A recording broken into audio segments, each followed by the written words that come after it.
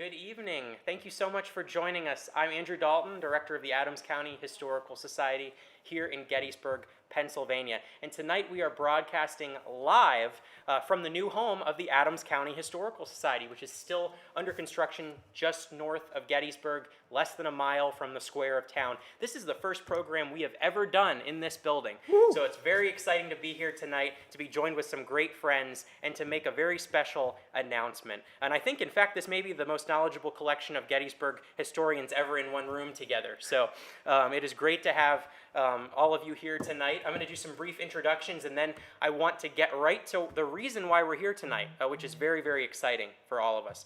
We have Gary Edelman. Actually, I'll go in order. Sue Boardman at the end of the table there is author and historian and a licensed battlefield guide at Gettysburg National Military Park. She's also a board trustee with the Adams County Historical Society and an avid collector of historic photographs as well. Her books include the Gettysburg Cyclorama, A History and Guide, the Gettysburg Cyclorama, The Turning Point of the Civil War on Canvas, and Elizabeth Thorne, Wartime Caretaker of Gettysburg's Evergreen Cemetery. And before her career in history, she was an ER nurse for 23 years. So in case anything happens tonight, we're covered. Here we go. Tim Smith, unfortunately, is ill this evening and could not be on our panel. And our table's actually a little small, so it may have been a blessing that, unfortunately, Tim could not be here. But he will be back soon, and we'll do plenty more programs with Tim. And of course, our featured guest tonight, sitting right next to me, is William A. Frassanito. I'm sure many of you know that he is a renowned photographic historian and the author of 7 books that transformed our understanding of Gettysburg and the Civil War.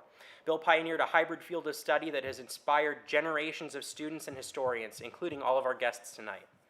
Frassinito's groundbreaking work has won prestigious awards, has been recognized in national publications, and has aided the government in restoring key features on the Gettysburg battlefield to their 1863 appearance. And tonight, the Adams County Historical Society is extremely proud to announce that a portion of William A. Frassinito's private collection, one of the rarest collections of Gettysburg photographs, will be placed on exhibit right behind us in the changing exhibit gallery at our new History Center here in Gettysburg.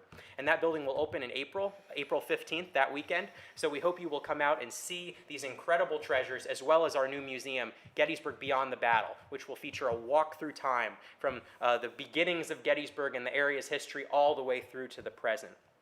The special exhibit's entitled Early Photography at Gettysburg, the Frassinito Collection. And it will come alongside, as I said, our 5,000 square foot museum that is designed with all kinds of interactive and immersive features, as well as hundreds of rare Gettysburg artifacts that have really never been displayed before. We also are excited about having a special feature inside the museum where you can actually step into a house caught in the crossfire of the battle and see what it was like for the families that lived through the events of 1863. And that's really what we're all about at the Adams County Historical Society, the stories of the people who lived here, their incredible ordeal during the battle, during Lincoln's Gettysburg Address, and so many other events that they lived through, wrote about, remembered, and are part of those stories. We are so fortunate that Bill Frassinito and our guests are here tonight, and we're extremely thankful that Bill has chosen to put on display some of the rarest items in his collection. So I want to get right into this, and we're going to be looking at some of these items. We've actually displayed a few of them on the table here. Bill, and I want to start with you. Could you tell us about how you started collecting Civil War photographs? And I know your love of history goes all the way back to your childhood. But can you talk a little bit about how this came about, how you gathered such an incredible collection? Well, I started out being a Brooklyn Dodgers fan and being an obsessive baseball card collector. And of course, the Dodgers left Brooklyn, and in '58 they were in Los Angeles. And at that time, I was getting interested. I had really got interested in the Civil War for the first time when I was 9 years old in the 4th grade. And I had a part-time job working in my father's jewelry store, which was in Corona, Queens. And part of my job was to go into New York City to the jewelry district and pick up repairs and stuff like that. And on one of my trips, I discovered an antique Hollander's hobby house. And they had Civil War artifacts and relics. And my very first Civil War photographs I purchased at this Hollander's Hobby House. So my interest in collecting, which was established through the Brooklyn Dodgers, eventually transferred to Civil War photography.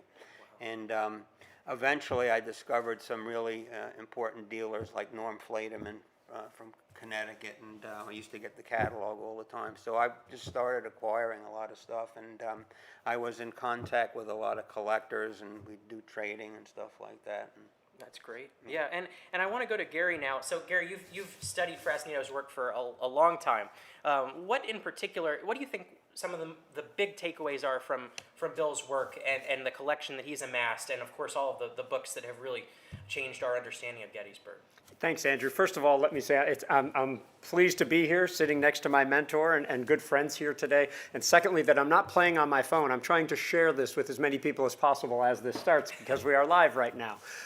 What I would say is, it's easy for me to get into the weeds and into the nerdy stuff, but honestly, the idea of doing two things: taking photos and assigning them to by whom they were taken and when and where they were taken. And the second thing is what results from that, and this is the most lasting thing I think of Bill's work, is this idea that once you know when and where and by whom a photo was taken, suddenly that photo is transformed into something different. Not something that belongs in the fine arts field just to highlight a book, but rather a primary document that is maybe more rich in information, as if not more than any other. That's wonderful. Yeah. And Sue, how did you come across Bill's work originally? Well, I am very much a visual person, and obviously this entire collection is visual. And so my interest in history was pretty much superficial until I acquired my first stereo view and saw it in 3D. And of course, I always, being a history buff, thought Gettysburg was the end-all be-all of Civil War history. And then I found his book. And all of a sudden, everything came together. All the dots got connected. Every image I purchased, I would come down and do the Frassinito by finding it on the battlefield and learning about what happened there. So his work is so inspirational on so many different levels. And I think the visual level, of course, was it for me. Right. Yeah, I completely agree. It was one of the first books I ever picked up as well, Journey in Time. Me too.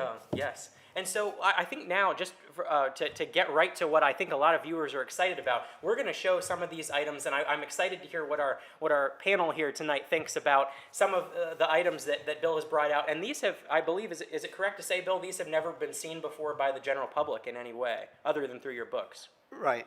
Yeah, they've never been on display before. I hope you don't mind me jumping in to say, Bill, I've known you for more than 30 years. We could pinpoint the date if we wanted to.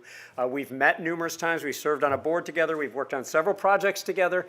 And most of the things that are out here today, I've never seen. Even though we are friends, this is a very special thing to get to see Bill's actual photos. The artifacts. Yes, Yeah. yes. Right. Well, let's get into some of the things we have right here on the table. Why don't we start here, Bill? So I know a lot of your work is actually focused on not just the photographs, but the photographers themselves. And a lot of these photographers were local. Some visited from other places. But this is a photograph, and I'm going to tilt it up so that we can get a good shot of it with the camera. But would you like to tell us the story of this photograph and who this particular gentleman is? Yeah, that's Charles J. Tyson. And when I was a kid, when I was 10 years old, I got my first book illustrated with Civil War photographs. This was in 1956.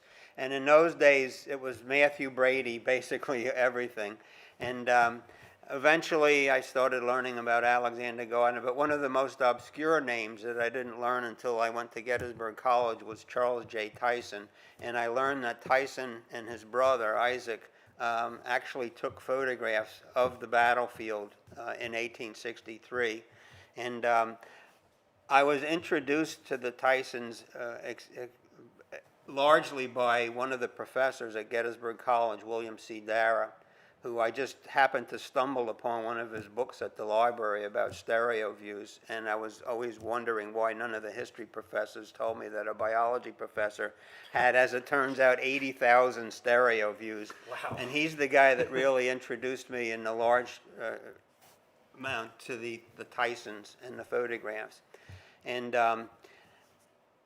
he actually introduced me to the grandson of Charles Tyson, Donald Tyson, and I got to meet Donald Tyson, and he let me copy some of his photographs.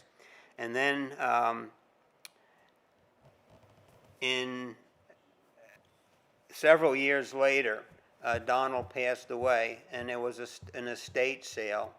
And I saw some images at the estate sale, and of course I bought 3 images. One of them was a portrait of Charles Tyson.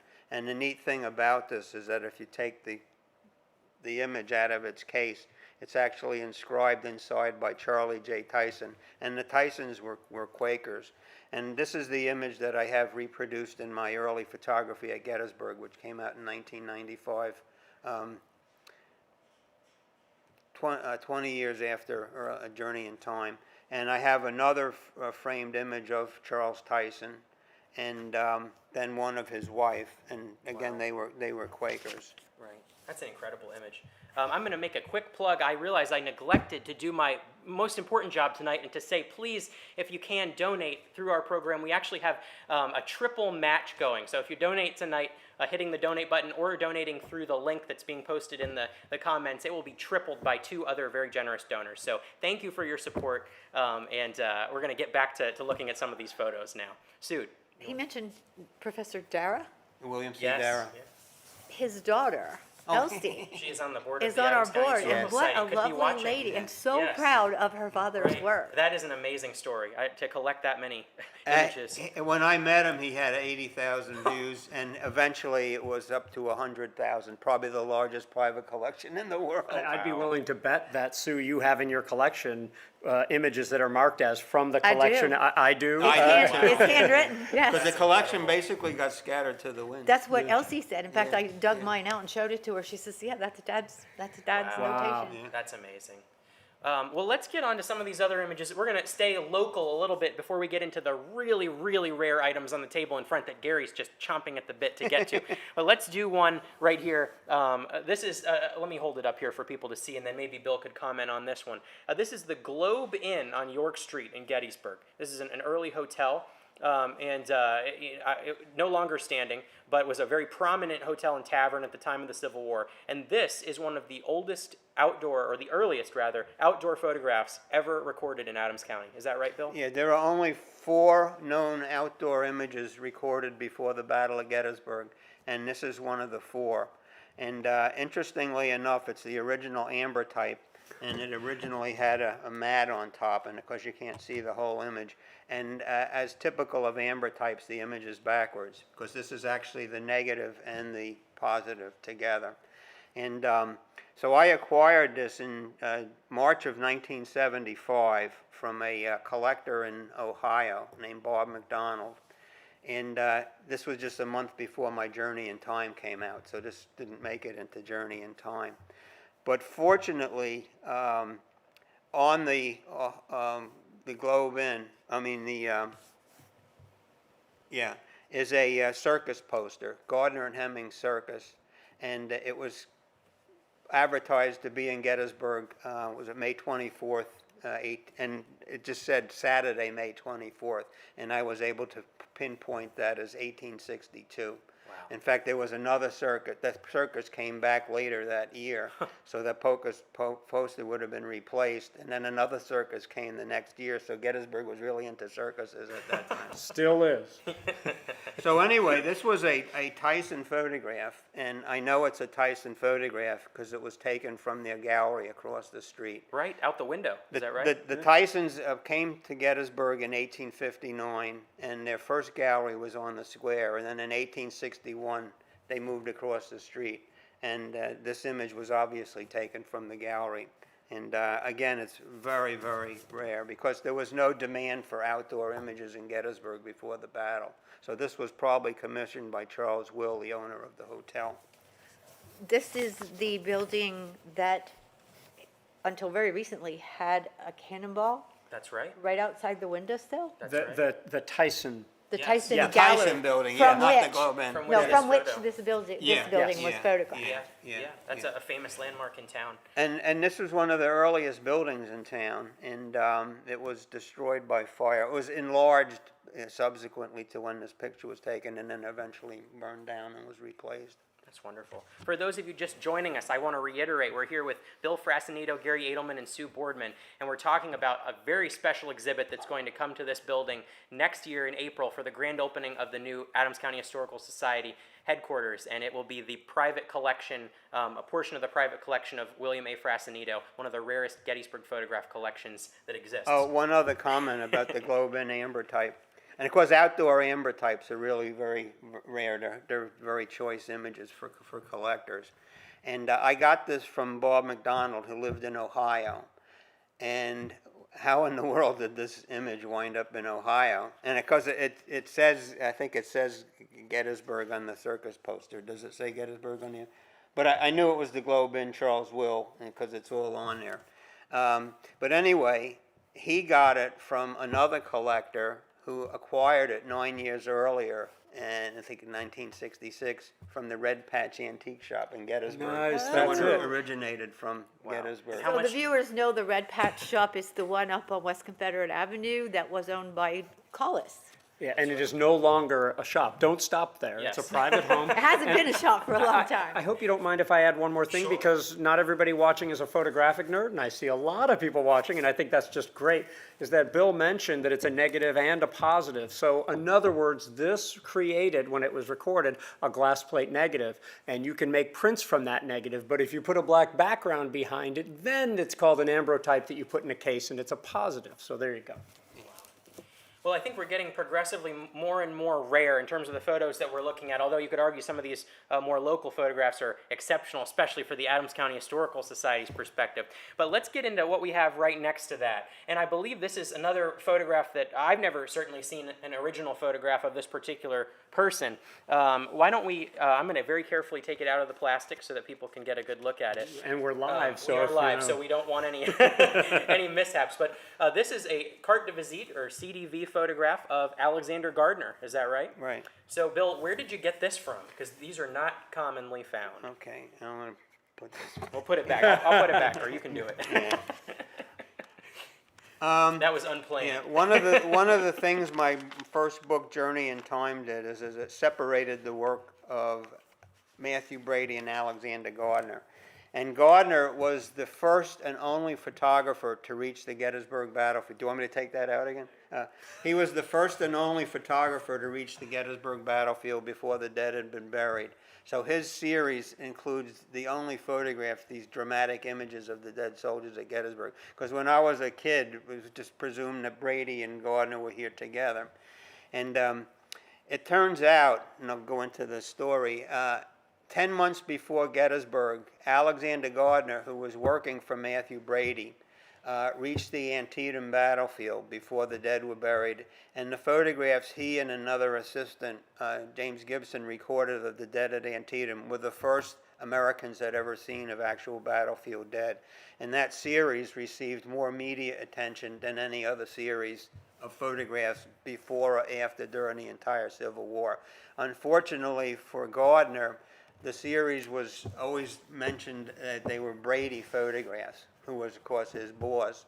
And it was months after that that he decided to leave Brady's employ and took two of Brady's photographers, Timothy O'Sullivan and James Gibson. And Gardner opened up his own gallery and competition. And right after the Battle of Gettysburg, he came up here from Washington, and he was, again, the first photographer to reach the battlefield. He happened to arrive at the extreme southern end of the field, coming up from Washington, which was where among the last of the unburied dead were. And he spent about 2/3 of his time at Gettysburg photographing these dead soldiers. And there's no doubt in my mind as he was trying to duplicate the drama of the Antietam series without seeing Brady get all the credit.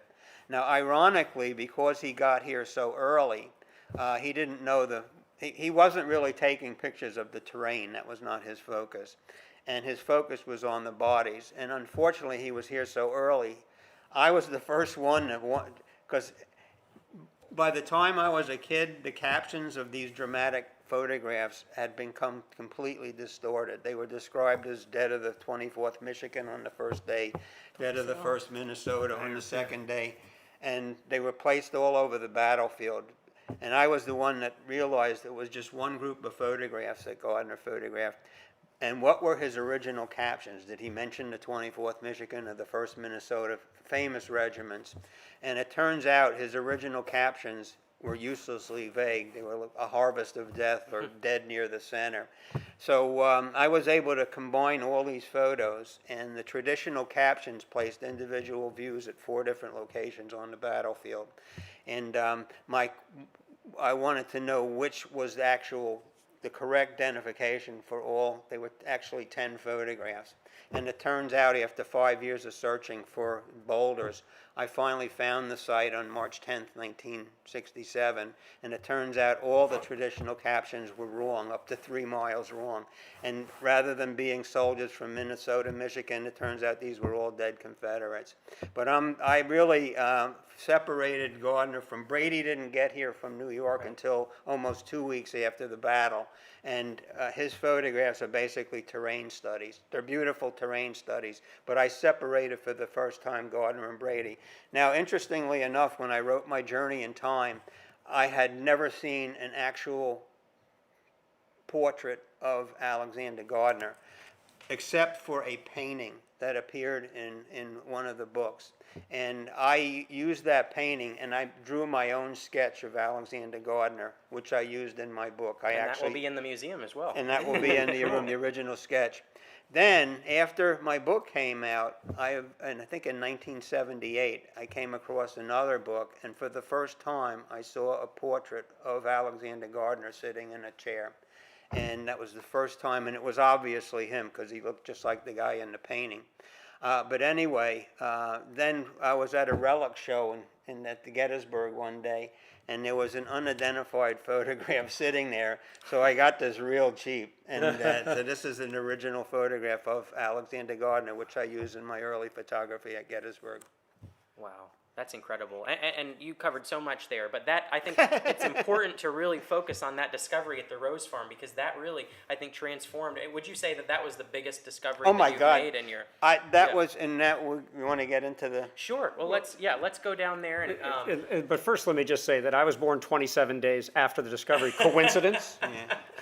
Well, what does that mean to the two? What does that mean to the two of you, and how you look at the battlefield, and of course that discovery? It's amazing to go out there. You can actually see the features that he used, but the level of concentration it must have taken him to find these small rocks with just slight cracks in them, and then to unlock this entire mystery. What do you think about? What the two of you think? Like about? many smart guides, we carry some of Fraz's photographs with us Right. because our job is to connect our visitor to the battlefield, and nothing is more tangible than standing them on a spot, handing them a picture right in front of the scene. Yeah. I mean, it connects instantly. And of course, one of the key features in my book is I have maps showing where each photo was taken, so you can go back there and So we don't have to do the angle. work. And the angle. And the angle, and yeah. the angle. And let me add that, I would say, you created, Bill, an army of people who then come here and do what has now become much more commonplace. Most people aren't very good at it, I'll say that. Even then with and your nows. maps, they are just terrible at it. Okay, there was a tree in that photo. I'm going to take a photo of a tree. I found it. But that's what it did. It changed my whole life in that I eventually moved here because I couldn't take enough trips to come here and do my favorite thing, lining up historic photos, which wasn't a thing until your books. That is amazing. And so I think, Bill, you're right. We should get into a couple of the items that are actually on the table in front here. Maybe we can, would you like to see the map as we're talking about, or do you want to go over the Devil's Den photographs? Well, the map is because it deals Sure. with the discovery. Down on the corner of the table, I think we can have the camera pan on that. And actually, there's 2 sides to the map. On that side is, Thank you, Sue. okay, does that glare? Yeah, you're good. Okay. This is the map that when I made my discovery, there were 9 photographs when this map was done. And it wasn't until the next year that I realized that the body with his guts out was actually part of this, so it eventually went up to 10, and then the discovery turns up to 11. But there were 9 photographs. And you actually had a fabulous panorama of a certain unknown part of the battlefield. But there was a key rock, a split rock, And ironically, that rock, the photograph that showed that split rock, had never been published in a book where you could clearly see the rock. So when the day that I made my discovery, all I had was this sketch that I made of a copy of the photograph that the Park Service And that's had. the original This sketch is this right is there. the piece of paper I had in my hand when I made the discovery after 5 years of searching. And this area I was looking for a rock in an open field next to a dense woods. It turns out this area was completely overgrown. Wow. But the minute I made that discovery, I said, "Oh my God, I got a book here." Sure. And thankfully, I wrote down here, discovered on March 10th, 1967. What a brilliant idea to map it out on a piece of paper and then use that as your reference to actually find the real Yeah, site. and this is what I had with me that day. I know a lot of people are still looking for certain photographs on the Gettysburg battlefield, Yes. and maybe they use your same methodology, but without a really permanent feature like a rock, it's very difficult to find some of these sites, right? I'm Yeah, sure the two yeah. of you have And thoughts man, on I that. wish they used Bill's methodology. Well, This not is a only that, pleading. do you see, though, the process? He knew that Alexander Gardner image as soon as he laid eyes on it because he had that knowledge. Right. If you can't just randomly go out there and do this. Right. He's put in so many hours that saves us so many hours because we don't have to go spend, endless amount of time digging it out. Right. But I can't emphasize enough that you don't just happen on something. Right. You have to have the pre-knowledge Sure. to know what you're looking at when you see it. And he's done this more than once. And is this who I think it is? I can't see it on my glasses on, but there was another rather famous parent. Yes, why don't we do those two now? So these are a couple items Oh, on the table. Okay, They're- don't give away the. I won't give away the Okay, story. We'll no. let Bill tell the story, but this is going off in a little bit of a different direction, although maybe the same part of the battlefield if you really wanna True. wanna go. But wait a second, before we go on to that. Okay. Yeah, when I there's the goriest photo taken during the Civil War is of a body with his whole midsection is gone, his arm, his hand is lying next to him. And the year after I made my discovery, it was in the next year, 1968, that I realized that there was another photograph. So the group was 10 photographs. And the guy with his guts out was the only, these were all stereo, three-dimensional stereo views, except for the guy with his guts out, who Gardner took a stereo view and a large plate. But then it turns out that, let's see, it was in 1973, I came across another photograph that was possibly part of the same group of photographs, but the version that I saw had been terribly colored and it was in bad shape, and I was unable to pinpoint where that photo was taken. Then around in 1980, I acquired, and it's an image that the negative was damaged early on at the time of the Civil War. But I came across a really good copy of this, a mint copy. And examining the mint copy, I was able to link this photograph with the other 10 photographs. So it turns out, and this was inside the wood, and the canteen that Gardner placed next to the soldier with his guts out had a hole in it, and that same canteen is used in the woods as a prop. Wow. So I was able to up this to 11 photographs, and then with the extra plate for the guy with his guts out, 10 negatives were made, but 11 photographs. 11.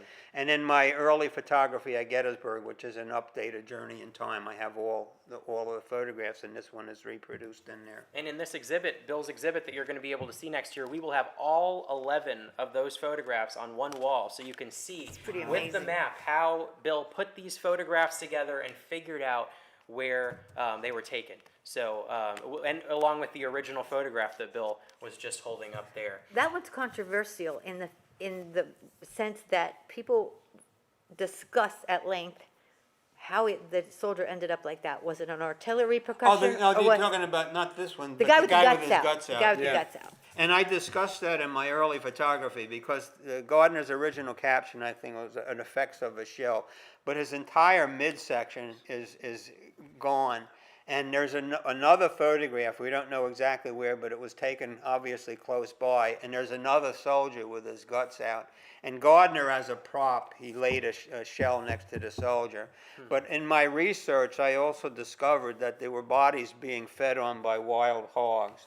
And I surmise that it's at least possible, conceivable, that that soldier wasn't killed by an artillery shell. Because an artillery shell isn't going to make a neat... It does, he does look disemboweled. Right. Well, So- and anyway, that isn't the place a hog would go to the midsection because he would go for what the soldier had in his stomach. Right. Spoken like a true nurse. Well, wait, I mean, because his stomach is gone. Right, that's what I'm Yeah. saying. That's Oh. where the pig would go. So you think that it might be Oh, yeah, a pig? it's the easy, it's the easiest. I thought you were arguing. No, no, no, I'm not arguing. Not That live. gets at a really important point, though. I mean, these photographs were shocking to the public, right? I mean, this is really the first time Americans had a glimpse. Of course, at the Battle of Antietam, which was covered photographically a year earlier, those were displayed. But can you, all of you, I'm curious what your thoughts are, and how were these received, and how did people first encounter these images? Well, I mean, basically, the stereo view was the equivalent of television for us today. So that was Wow. the most, about 80% of these images were stereo views. And interestingly enough, this is kind of ironic, is, again, the series Gardner took at Antietam received more media attention than any other series, including Harper's Weekly, which was a New York weekly, and they produced a number of them as woodcuts, engravings. Ironically, Gardner's Gettysburg series didn't receive any real media attention, and the Harper's Weekly, based in New York, reproduced woodcuts of Brady's series of just terrain studies taken a couple weeks after the battle. And I think the obvious explanation for that is that Brady had very strong connections with Harper's Weekly because they were both New York, and Brady was a very famous photographer. Sure. So Gardner really didn't receive the publicity for these dramatic photographs. Do you think Victorian sensibility had anything to do with it as well? I mean, this was No, horrific. no. These, like I say, the Antietam series that people, it was just, one of the articles said, rather than leave the body next to your door, this is the next It's closest like thing. watching the Zapruder film of the Yeah, Kennedy right, yeah. assassination. Well, it's fascinating because today you really would not see that on an American battlefield. I mean, obviously we're talking about a very different scene, but you don't see these types of photos released, especially commercially. And it's fascinating, I think, that these things were put out for the general public to come and view, and that's something perhaps you wouldn't see much of today. So, Bill, to get on to some of the other items on the table, would you like to talk about these two now? I know okay. they're kind of an aside, Yeah. but this is something that will be on display in Bill's gallery, which Yeah. again will be right behind us through that door starting next April. But Bill, what are these two CDV photographs that you have? Okay, well, this is an interesting story. Is my senior year at Gettysburg College in 1968, during Parents' Weekend, my parents came up from Long Island. I was born and raised on Long Island. Technically born in a hospital in New York City, but I was raised on Long Island. And so Parents' Weekend, and we just took a trip around the county. And I stopped off at an antique shop in New Oxford. And I just went in there and I said, do you have any old photographs? And the guy brought out this paper bag filled with carte de visite photographs. I eventually counted 130. And what he would do is he would buy old albums, and for some reason he had no use for the images, so he removed the carte de visites and just sold the albums. So I said, how much is it for that bag of images? 130 images. It was $1. I couldn't refuse that. I couldn't refuse it at all. So I got the bag home, and I went through the images, and most of them were just run-of-the-mill carte de visite CDVs, many of them unidentified. I don't think there were really many or any Adams County images. They were Chicago and New York and upstate New York and different counties in Pennsylvania. Not really exciting images, except for the most exciting in there. And because I've always had kind of an eclectic interest in military history, there was a beautiful carte de visite of a Prussian soldier in full uniform, standing, holding his rifle, got his spiked hat on, his cap on.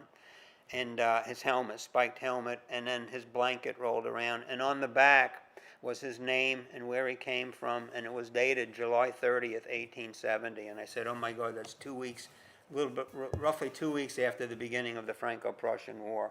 So this was a beautiful image. By itself, it was certainly worth $1, and I still cherish that image, because I really got into the Franco-Prussian War years later. But anyway, also in this group, and it attracted my attention very briefly, was these two carte de visite photos of an old man and an old woman, and they're both the same gallery, and it's obviously husband and wife. And this one is Affectionately Yours, and it's signed George G. Sickles, and this one is signed very truly Susan M. Sickles, and it caused my instant reaction, oh my God, Sickles. But I looked at it and I said, no, that's not General Sickles. And we have lots of photographs of Sickles as he aged, and of course Sickles was a very prominent general in the story of the Battle of Gettysburg. So anyway, I put these back in the bag. Years later, in fact, 15 years later, 1983, my father had died in 1978, and in 1983 we decided to sell my house on Long Island and move my mother to join me in Gettysburg. So one day I was at the house on Long Island, and I was packing up things, and on the shelf, one of the books I was packing up was W.A. Swanberg's Sickles the Incredible. Sickles the Incredible, which I hadn't looked at in years. And just out of curiosity, I looked in the index to see if there was anyone named George G. Sickles or Susan M. Sickles associated with General Sickles. And oh my God, it turns out I have the only signed photographs of General Sickles' mother and father. And I was very close friends with he was a reenactor, and his name was Richard Davis, and his specialty was reenacting General Sickles. And he had lots of contacts with the only surviving descendants of General Sickles. And interestingly enough, the descendants did not have any original photographs of either Sickles' mother or father. They did have some examples of the father's signature, so they sent me copies, and I confirmed that it is Sickles' father. And in fact, one of the letters this fellow wrote to me was that 50 years earlier, when he was a little kid, he remembered seeing an oil painting of George Garrett Sickles that was done by John Singer Sargent, who was a very, very famous artist, and he had done portraits of Teddy Roosevelt and Woodrow Wilson. And George Garrett Sickles was very, very wealthy, but the family didn't have any original photographs. Wow. And I just, to this day, it was, how did these photographs wind up in this bag? And one of the things that I surmise is that maybe someone was a fan of Sickles and just wrote to his parents and asked if they could have photographs. And then thank God they were autographed, because if they weren't, these would have been just discarded. Yeah. Right. Excuse me, for those of you listening to the Battle of Gettysburg podcast, that's today's edition of the Dan Sickles Report. There you go. Yes, our friend Jim Hessler, I'm sure he's, has he seen these? I'm sure, I've never seen the No, originals. I don't think I've, Wow. I don't know if I Wow, ever we'll brought make these sure in. he does. Yeah. Those are pretty cool. Yeah. Yep, and $1, you can't beat that. And $1 for the whole and they're bag. in beautiful shape, the mint condition. Wow, that is amazing. And those will be in the display. We're actually doing a case in the museum, in Frassinito's exhibit, that will have highlights of his collection that are just photographs that he loves, that are examples of different types of photography. So he'll have some ambrotypes and some daguerreotypes and some carte de visites. I think those are our examples there. And stereo views, and we're going to talk about kind of the history and the chronology of photography. And we're also, I think, you're going to be exhibiting the G.J. Goodrich photo. Yes. Yeah, just a little sidelight here. I had mentioned that the ambrotype of the Globe-In had originally been purchased at the Red Patch Antique Shop on West Confederate Avenue. Now, ironically, when I was a high school senior and was accepted at Gettysburg College, they had a program where you could go to the college for a weekend or so and attend some classes. And this was in the spring of 1964. And again, I was a senior in high school. And while I had some free time, and I kind of wandered out onto the battlefield, and I dropped by the Red Patch Antique Shop, and I asked if they had any old photographs. So he had a box of cased images, and in there was the first time I had ever seen an outdoor daguerreotype of, it was a farmer and his horse sitting in front of a barn. And fortunately, on the mat, it was identified as G.J. Goodrich, York, Pennsylvania. Wow. Years later, I found out that G.J. Goodrich, Glenallen J. Goodrich, was one of the very first black photographers in the United States. And this image is just very valuable, especially in York. And it's been published a number of times. I've given permission to use it. But anyway, I have a special connection with the Red Patch Antique Wow, Shop. yes. Good deals that you got there. Indeed. Well, let's get to a few more items on the table. I think there's 2 or 3 really amazing stories left, and I think we're going to save what I think is the best for last, which is a photograph that is so unique. It's probably the rarest item in your collection, but we'll get to that in a moment. Why don't we talk about these 3 photographs that are facing out towards our audience tonight, the Weaver photographs of Devil's Den. Do you want to set that up a little bit, Bill, and what these images are? We can pull them back if you'd like to look at them, or you can just kind of give a little synopsis of how these came to light. Peter Weaver, his father was from Gettysburg. Peter Weaver had established a studio in Hanover, but he took a series of photographs in Devil's Den after the battle, and I have 2 of these photographs in my first book, Gettysburg: A Journey in Time. And what I establish in that book is that they're bodies in a lot of these photographs. And I establish that these are not real bodies. They're soldiers posing as bodies. And I determined that because in the Journey in Time, the 2 photographs were the exact same camera position and camera angle, and the bodies are all completely rearranged. None of the bodies are bloated or scarred or anything, and there's a lot of rifles in there, and that's something you would not have seen.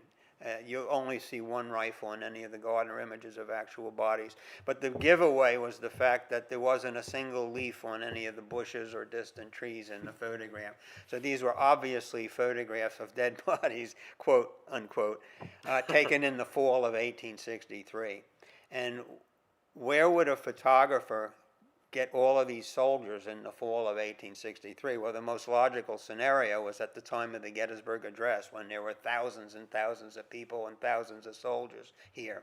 So I surmised in my in my Gettysburg: A Journey in Time, that these were posed soldiers, and they were taken at about the time of the Gettysburg Address.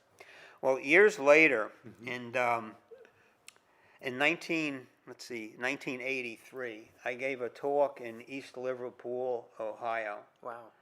And after my talk was over, one of my fans came up. He was an attorney. His name was Tim Brooks, and he just introduced himself and told me how much he really appreciated my books. So the next year, in 1984, I got this amazing photocall. Yeah, I'd like to learn about that, A sir. photocall. I just invented something. We are live. Yeah, I got an amazing phone call from Tim Brooks. It was a late night phone call. And he told me this story that he was also interested in World War I. And in a neighboring town, one of his friends told him that there were a yard sale in a neighboring town and a World War I uniform for sale. So he went over there and he bought the uniform. And they told him at the site of this yard sale that they had some other stuff for sale. And he saw this chest, and on top of the chest were tintypes. 3 of them were the same Civil War soldier. And he asked who the soldier was, and it turns out he was an ancestor of someone that had lived in the house. And the soldier's name was Jacob Schenkel. He had been in the 62nd Pennsylvania during the Civil War. So Tim asked if these were for sale, and they said yes, and he bought them. And then he eventually found out that there was another descendant of Jacob Schenkel who lived in California, who had Schenkel's diary from 1863. So Tim contacted this guy to ask if he could see the diary, and it turns out the guy had no use for the diary, so he just sent Tim the diary. And so Tim was reading the diary. Now it turns out Jacob Schenkel was at the Battle of Gettysburg, But he was a musician, and when the fighting starts, he was an adult, but he was a musician, and when the fighting starts, the musician's job is to help with wounded soldiers. So Schenkel remained behind at Gettysburg, first at the field hospitals and then at Camp Letterman out on the York Pike. And so in the diary, there's entries, and finally, I think it was on, he and his buddies used to sometimes go into town and get 4 sheets to the wind, go out drinking and stuff like that. And on the entry for November 10th, 1863, Schenkel mentions that he and a couple of his buddies went and had their photos taken at a gallery in Gettysburg. And then the next day, he mentions that the artist, the photographer, had him go out to he says Round Top, but the Round Top area, and they took photos pretending they're dead, photos of skirmishing, pretending they're skirmishing in a picket line. And Tim Brooks said, "Oh my God, November 1863, going out there," and thank God he had pictures of Schenkel, so he was able to identify Schenkel in the posed photographs of these dead soldiers. Now, when I did early photography at Gettysburg, there were 7 known images from this series, and I was able to acquire, let's see,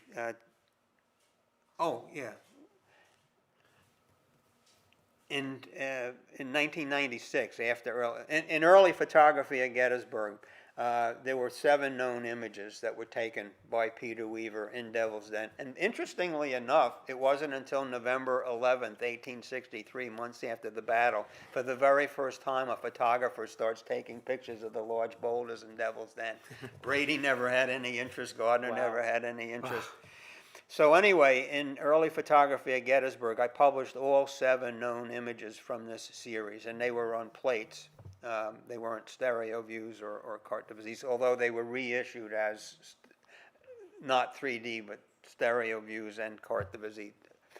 So anyway, I had 7 of them are all reproduced in early photography at Gettysburg. Then the next year, my buddy Tim Smith told me that there was a group of original plates that were for sale, and I bought those, and it turns out that in there were 2 images that I had never seen before, and I did, they're in my Gettysburg, One of the then and now. Then and Now companion. Yeah.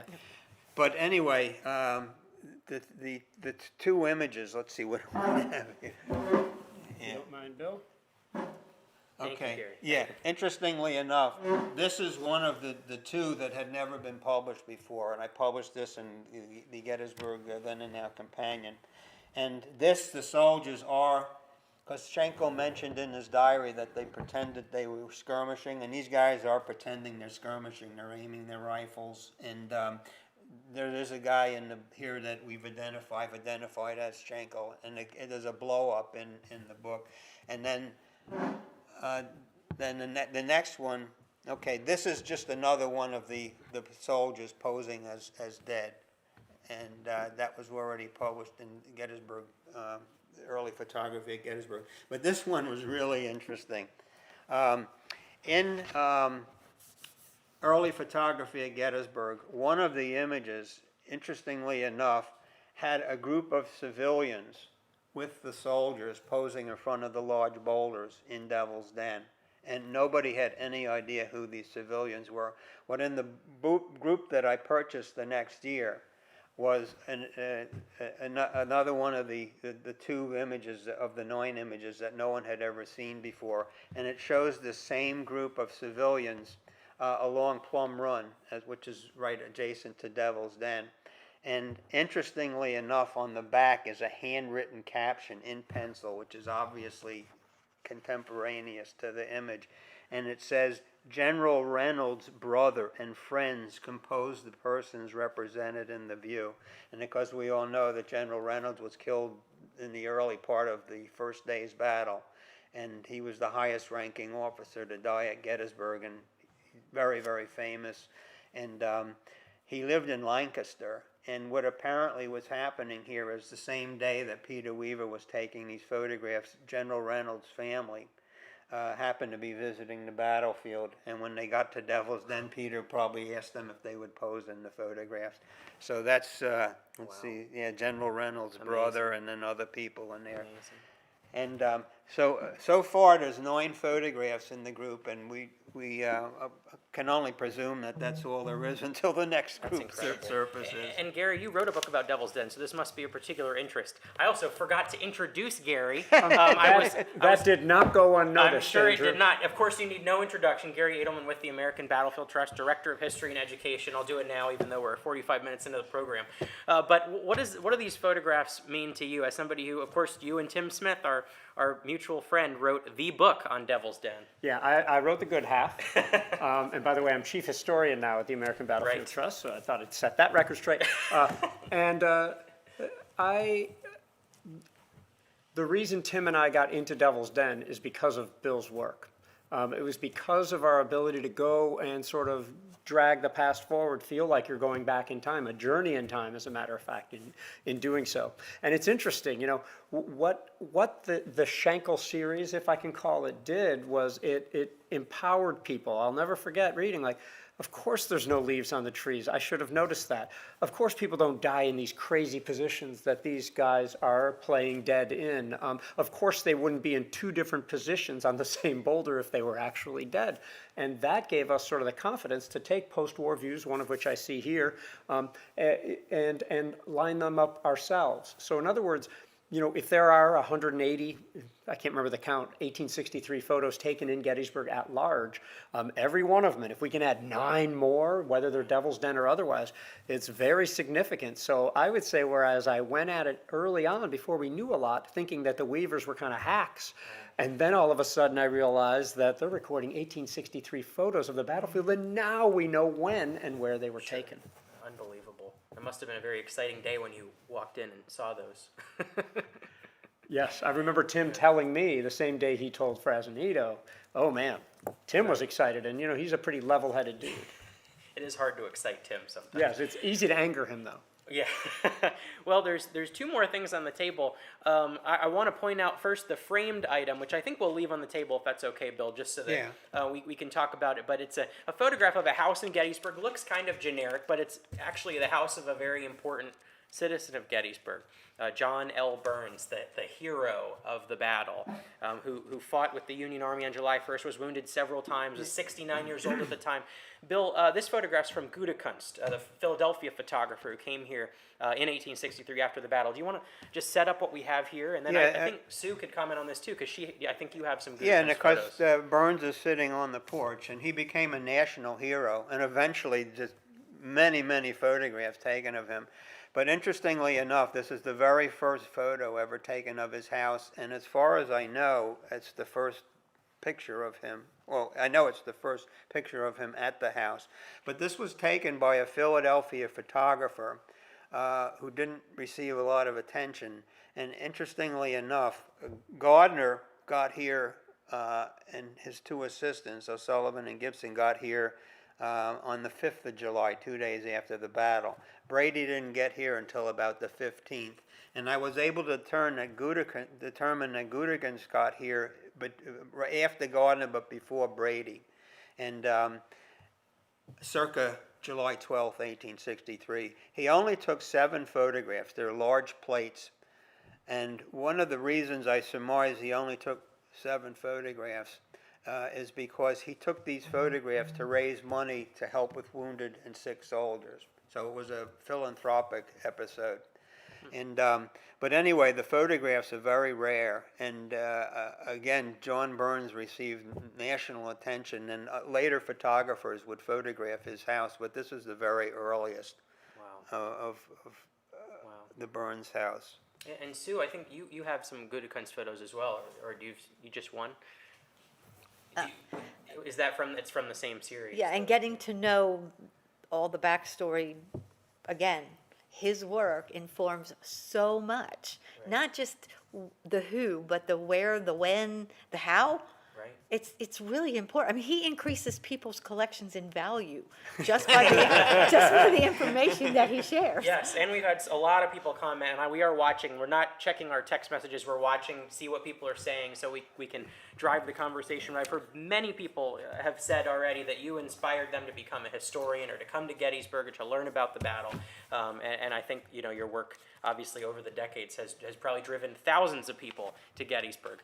So we do have, there's one more item down here on the table. I'm going to bring it up, and I believe it is the rarest item in your collection. You think that's Oh my God, fair to yeah, say, Bill? yeah. And this is something that has never been seen by the public before. It has never probably left your house other than, you know, to come out to the Historical Society to be measured for the exhibit. I'm going to bring this photograph up, and I want to let Bill explain the story of the photograph. We'll try to hold it so that we can get the image in the camera. But this, Bill, is your rarest item. It will be on display here. How did you get this image, and what are we looking at here?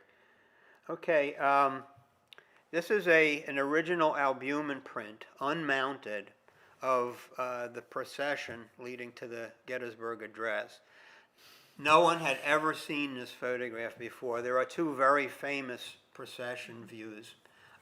One of them taken at the beginning of the procession, the other one probably at the end of the procession.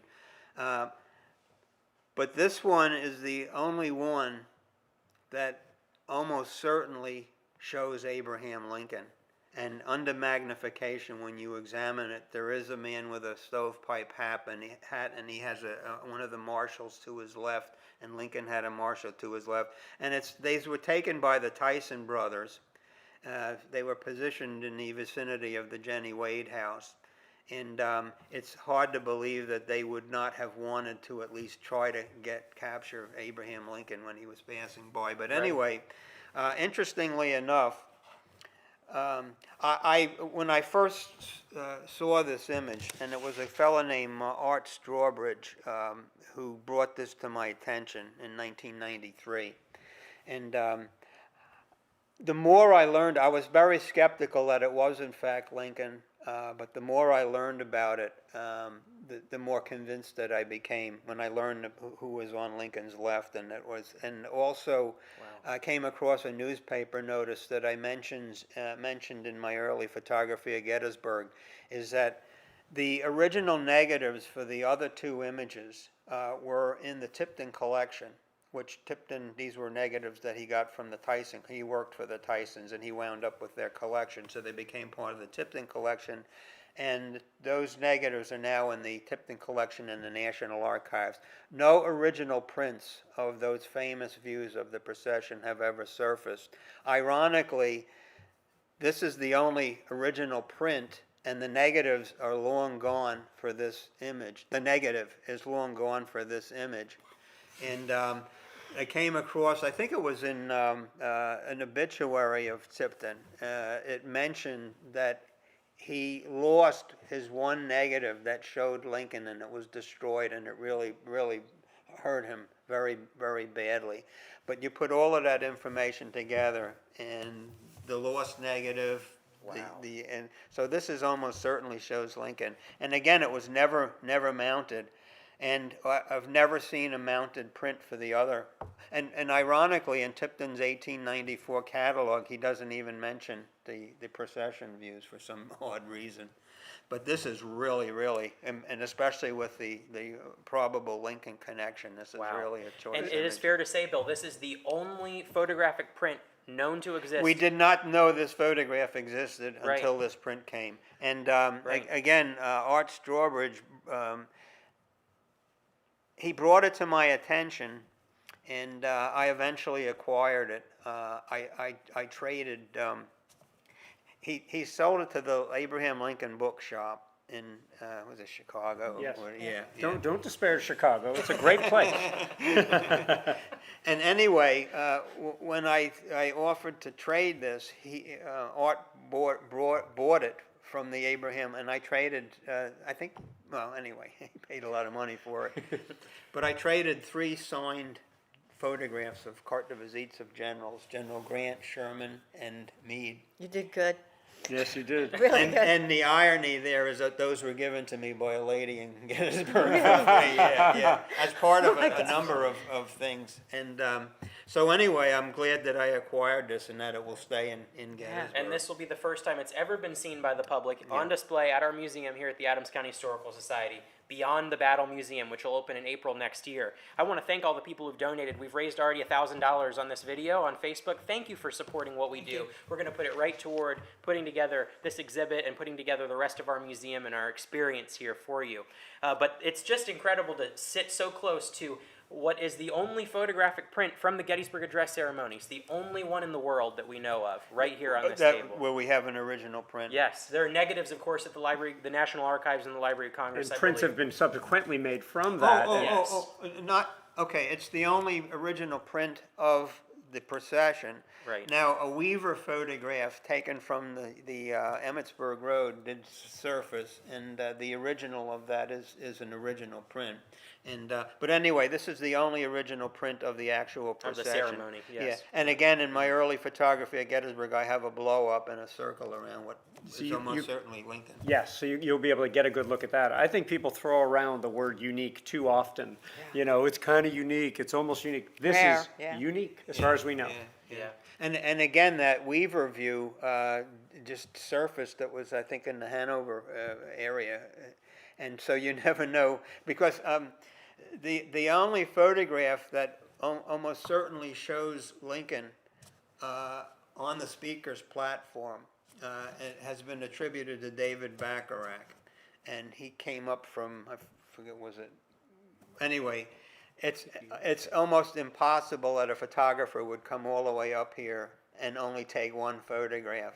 So my sense is there are more photographs that were taken Wow. that day that we still are awaiting their discovery. Check your attics and your closet. Someone has something. Go to you the know. Red Patch Antiques of the past or something.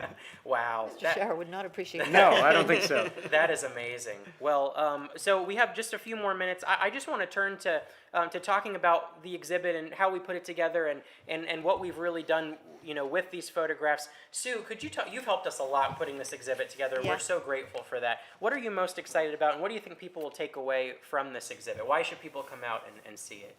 Well, to be perfectly honest, Bill is not the most accessible person in the world. I'm very inaccessible. And he's got a tremendous following. I mean, I would call it the closest to a cult following as exists. I was one of those people. Me too. And so, yeah, so imagine for me what it was like to just hang out with him every 2 weeks to lay out this exhibit. It's like, oh my God, are you kidding? Right. You know, you have to keep pinching yourself that, Right.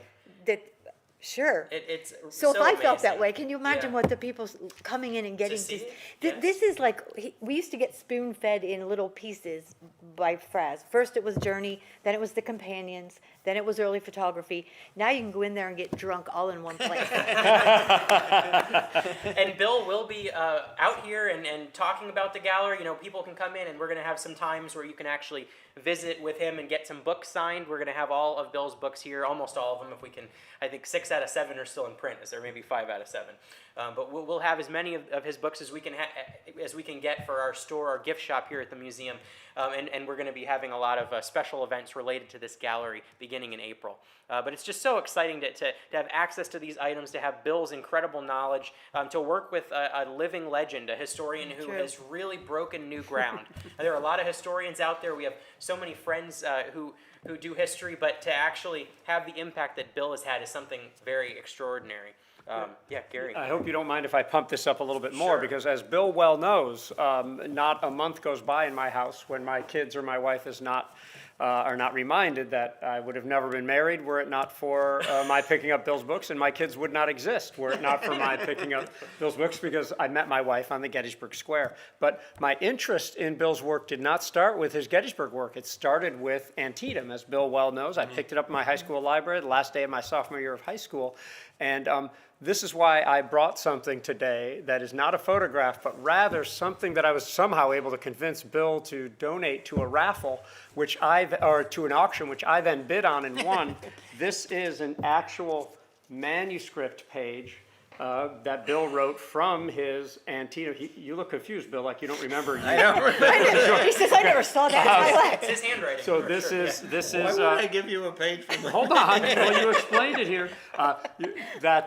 This is from page 262 or something of his Antietam book. You can see corrections being made, and then you actually signed it. It's for real that you provided this manuscript page for that particular auction. And See, I remember page. now. yes, it was yeah. A discard I'll page. still take it. And I was able to pick this up, not for quite as much as you paid for the Weaver photos, but not an unsubstantial amount. And it is the jewel of my Frassinito collection. Wow, let me see it. Look, it's like 2010. reunited again.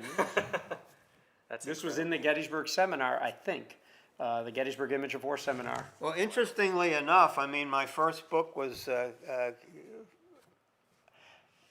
my original rough drafts. This is before the age of computers, are written in pencil, and then I had someone type them up, and then eventually I moved on to a computer. Good. Well, I removed it from the frame for this special That is occasion, wonderful. just for the Thank moment. you, Gary.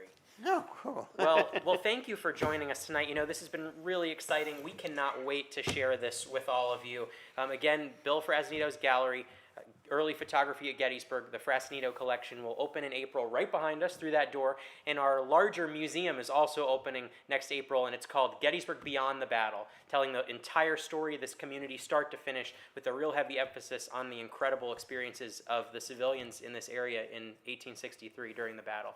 So we can't wait to share that with you beginning next year. It is so nice to be joined with Sue Boardman, Gary Edelman, and Bill Frassinito, great friends of Gettysburg and the Historical Society. Thank you to the American Battlefield Trust for sharing this, and thank you to Community Media for broadcasting it this evening on all of our pages. And the biggest thanks goes to all of you who've donated tonight.